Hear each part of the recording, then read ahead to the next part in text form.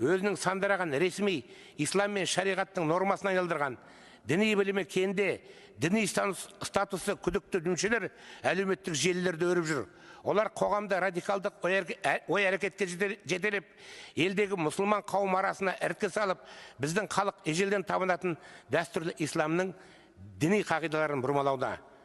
Бас прокуратура және тиісті құзыретті ведомстволар мен мемлекеттік органдар онлайн ортадағы осы қитұрқы құбылысты шектеу әрекетіне жедел кірісуі керек.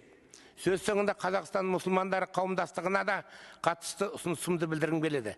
Мәселен, жоғарыда аталған қос дүмшенің дүрбелеңіне қатысты қауымдастықтың дін қайраткерлері мен діни шенеуніктері тарапынан қарсы пікір айтылғанын естімедім. Тіпті менің ойымша, ресми қауымдастық сырттан сіңген теріс діндарлардан қаймығып, сен тимесең, мен тимен бадырақ көздің кебін киген тәрізді. Қарапайым тілде думук деп аталатын қауым өз жұмысын қайтадан қарау керек деп есептеймін.